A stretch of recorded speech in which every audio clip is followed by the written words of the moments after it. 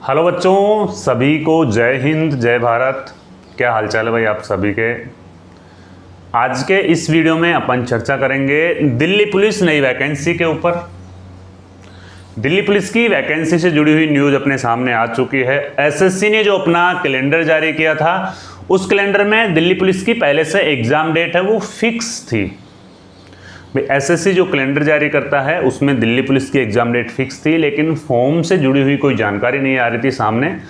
अभी के कुछ दिनों में फॉर्म भरने से जुड़ी हुई जानकारी भी अपने सामने आई है और आप सभी के कुछ डाउट्स थे वो क्लियर करेंगे इस वीडियो में कि सर हम दिल्ली पुलिस की तैयारी करें तो हमारा जो फिजिकल होगा उसमें क्या क्या टेस्ट होता है। यानी कि काफ़ी बच्चे ऐसे होते हैं जो अभी जस्ट 12वीं पास करके आए हैं, उनको इतना नॉलेज नहीं होता कि भाई फिजिकल है ना, उसमें कौन कौन से टेस्ट होते हैं, फिजिकल कैसे होता है। तो फिजिकल के ऊपर अपन इस वीडियो में चर्चा करेंगे। मैंने दिल्ली पुलिस के ऊपर पहले भी वीडियो डाल रखा ऑलरेडी आपके लिए, तो आप जाके उस वीडियो को देख सकते हो। वो कंप्लीटली सिलेक्शन प्रोसेस के ऊपर वो वाला वीडियो है, ठीक है ना। तो इस वीडियो में अपन देखेंगे फिजिकल के ऊपर, इसमें जानकारी देखेंगे अपन।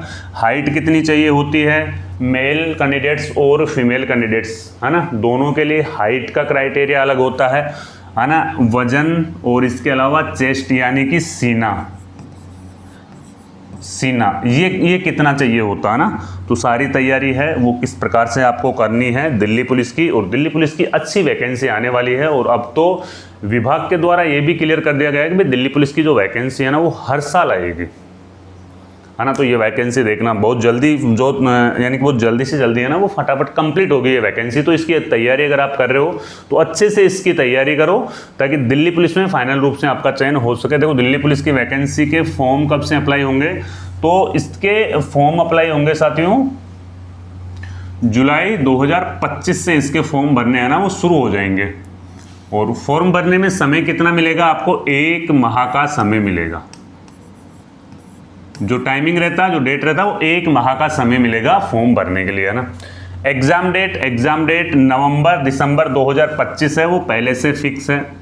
एसएससी के द्वारा इसकी एग्जाम करवाई जाती है दिल्ली पुलिस की, और ये पहले से फिक्स है कि भाई दिल्ली पुलिस की एग्जाम है ना वो नवंबर दिसंबर 2025 में होनी है, ठीक है। अब से लेकर के यानी कि टाइम कितना बचा है एग्जाम के आगे, तो 5 महीने का टाइम बचा है। अगर अब भी आपने तैयारी स्टार्ट नहीं करी तो अच्छे से तैयारी शुरू कर दीजिए और रेगुलरली मॉक टेस्ट आप लगाइए, है ना। 5 महीने का टाइम भी अच्छा, अगर आपकी बैकअप की तैयारी अच्छी है तो आप आराम से कवर कर जाओगे। और जो साथी दिल्ली पुलिस में पिछली बार फिजिकल में फेल हुए थे या जो एग्ज़ाम में फेल हुए थे वो साथी तो लगे हुए हैं ही, है ना। तो तैयारी को कभी भी छोड़ना नहीं, कंटिन्यू बना के रखना। मेरे साथ ऐसा हुआ था कि मैंने फर्स्ट टाइम पे फॉर्म भरा, मेरी एग्ज़ाम हो गई, मेरा फिजिकल हो गया और मैं फाइनल मेरिट में जाके फेल हुआ। तो उस कंडीशन में मैंने क्या किया, जिस दिन मैंने फाइनल मेरिट में फेल हुआ उसी दिन से मैं वापस तैयारी में लग गया। मैं नई वैकेंसी आने का इंतज़ार मैंने नहीं किया, है ना। तो ऐसे ही आपको करना है कि नई वैकेंसी आने का इंतजार नहीं करना आपको, तो आपकी तैयारी है ना वो रेगुलर रखनी है। वैकेंसी तो आएगी, वैकेंसी जाएगी कहाँ पे, है ना। तो 5 महीने का टाइम बचा है। कौन कौन इसमें फॉर्म भर सकते हैं, जो विद्यार्थी अभी 12वीं पास करके आए हैं और जिनकी उम्र 18 वर्ष हो चुकी है वो इसमें फॉर्म अप्लाई कर सकते हैं। अभी 12वीं पास करके आए हैं और जिनकी उम्र 18 वर्ष हो चुकी है वो फॉर्म अप्लाई कर सकते हैं। और उनके पास में एक ड्राइविंग लाइसेंस होना चाहिए। ड्राइविंग लाइसेंस चाहिए, 2 व्हीलर वाला हो चाहे 4 व्हीलर वाला हो, कोई सा भी हो वो चल जाएगा, है ना। एक ड्राइविंग लाइसेंस होना चाहिए, चाहे 1 महीना पुराना ही हो। आप अभी भी अप्लाई करोगे तो आपका ड्राइविंग लाइसेंस 1 महीने में बन के वो तैयार हो जाएगा। और ये ड्राइविंग लाइसेंस केवल और केवल पुरुष कैंडिडेट्स के लिए ही चाहिएगा, महिला कैंडिडेट्स के लिए ये ड्राइविंग लाइसेंस नहीं चाहिए। ओनली फॉर मेल कैंडिडेट्स के लिए ड्राइविंग लाइसेंस है, फीमेल के लिए ड्राइविंग लाइसेंस की अनिवार्यता नहीं है। बिना ड्राइविंग लाइसेंस के भी फॉर्म अप्लाई कर सकते हैं। काफ़ी बच्चे पूछते हैं सर इसका पहले फिजिकल होता है या पहले इसकी एग्ज़ाम होती है। तो पहले इसकी एग्ज़ाम होती है और एग्ज़ाम सीबीटी होती है, कंप्यूटर बेस्ड टेस्ट होता है इसका। जो सीबीटी एग्ज़ाम है ना वो होती है, पहले इसकी एग्ज़ाम होती है, फिर उसके बाद में इसका फिजिकल एफिशिएंसी टेस्ट होता है, फिर उसके बाद में इसमें जो डॉक्यूमेंट्स वेरिफिकेशन है ना वो डॉक्यूमेंट्स वेरिफिकेशन होता है, और फिर उसके बाद में इसका मेडिकल होता है। है ना। तो ये इसका प्रोसेस है, इसके ऊपर मैंने एक सेपरेट वीडियो आपके लिए डाल रखा है, आप जाके उस वीडियो को देख सकते हो। पुलिस वाले सर यूट्यूब चैनल पे आपको मिल जाएगा। और अगर आपको दिल्ली पुलिस के नोट्स चाहिए तो हमारा जो ऐप का नाम है वो है वर्दी गुरुकुल। तो आप वर्दी गुरुकुल से इंडिया जीके के नोट्स है ना वो परचेज कर सकते हो, जो दिल्ली पुलिस में काफ़ी यूजफुल रहेंगे।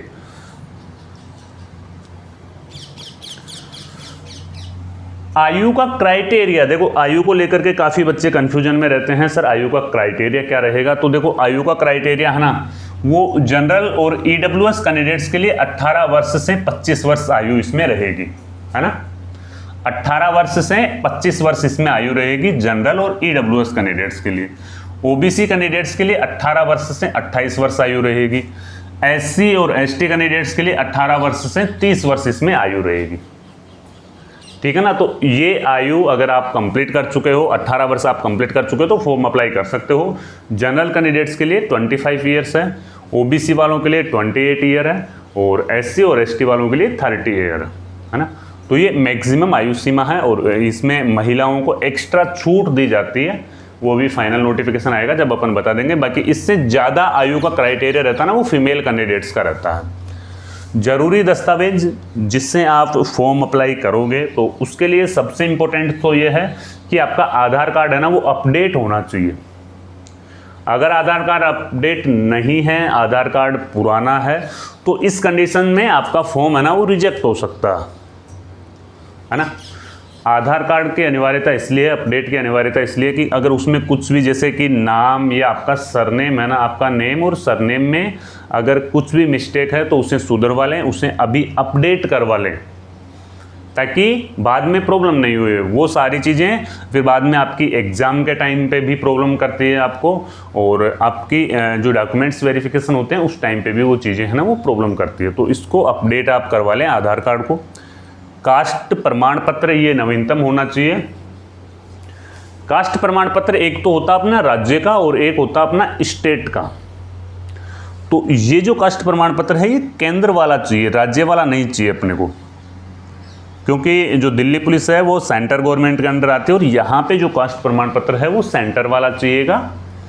तो कास्ट प्रमाण पत्र अगर आपके पास में नहीं है या ज़्यादा पुराना हो गया तो इसे अप्लाई कर दो, 7 से 8 दिन में ये बन के आ जाएगा।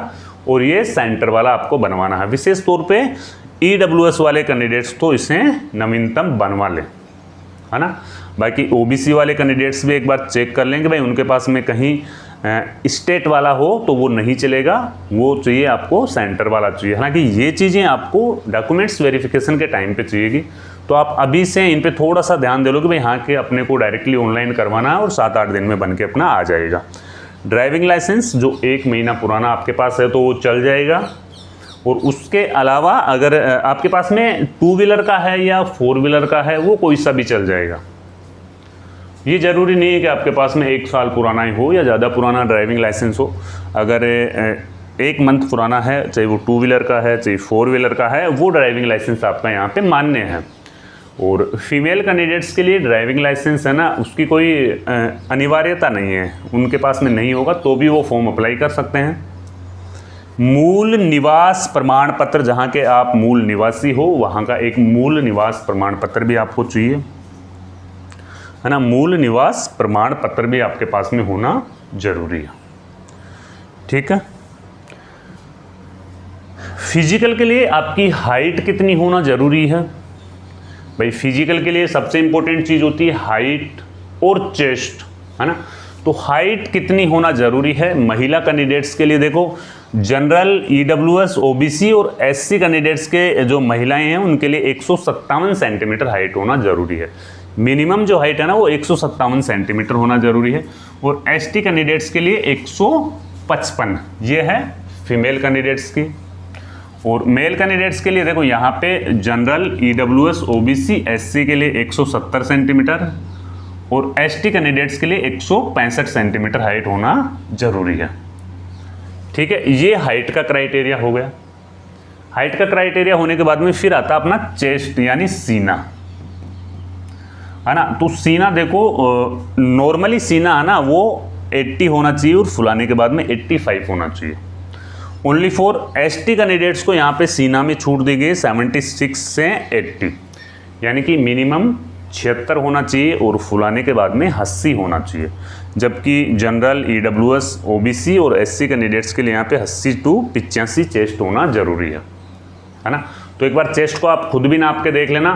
चेस्ट नॉर्मली कम नहीं पड़ता है। चेस्ट को जब अपन फुलाते हैं ना, तो फुलाते टाइम पे अपनी दिक्कत होती है कि अपन 5 सेंटीमीटर फुला नहीं पाते चेस्ट को ना। तो चेस्ट को एक बार आप खुद है ना चेक करके देख लेना कि हाँ कि मैं चेस्ट को 5 सेंटीमीटर है वो फुला पा रहा हूँ या नहीं फुला पा रहा।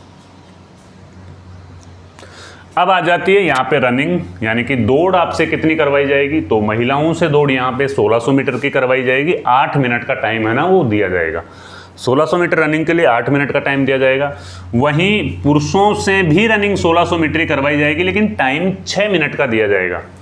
महिलाओं को 8 मिनट और पुरुषों को 6 मिनट का टाइम है ना वो दिया जाएगा, ठीक है। लॉन्ग जंप यानी लंबी कूद है ना वो कितनी करवाई जाएगी। महिलाओं से 10 फीट लंबी कूद करवाई जाएगी, जबकि पुरुष कैंडिडेट्स से 14 फीट है ना वो लंबी कूद करवाई जाएगी। महिलाओं से 10 फीट और पुरुष कैंडिडेट्स से 14 फीट है ना वो लॉन्ग जंप करवाई जाएगी, ठीक है।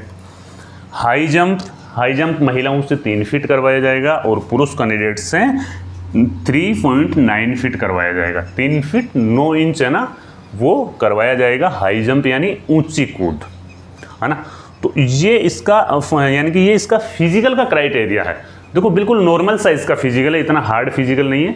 आपकी हाइट होगी, आपका चेस्ट होगा और फिर उसके बाद में आपसे लॉन्ग जंप और हाई जंप करवाई जाएगी, रनिंग करवाई जाएगी, है ना। तो ये फिजिकल का क्राइटेरिया है, इसका इतना ज़्यादा हार्ड भी फिजिकल नहीं है। अगर नॉर्मल आप एक्सरसाइज करोगे तो आराम से फिजिकल आप क्वालिफाई है वो दिल्ली पुलिस का कर जाओगे, ठीक है। तो अगर दिल्ली पुलिस की आप अच्छे से तैयारी कर रहे हो तो जो स्क्रीन पे नंबर दिए जा रहे हैं उन पे आपको दिल्ली पुलिस लिख के भेजना है। मैं आपको वर्दी गुरुकुल ऐप का लिंक है ना वो सेंड करूंगा, वहां से आप एक बार नोट्स जरूर देखना।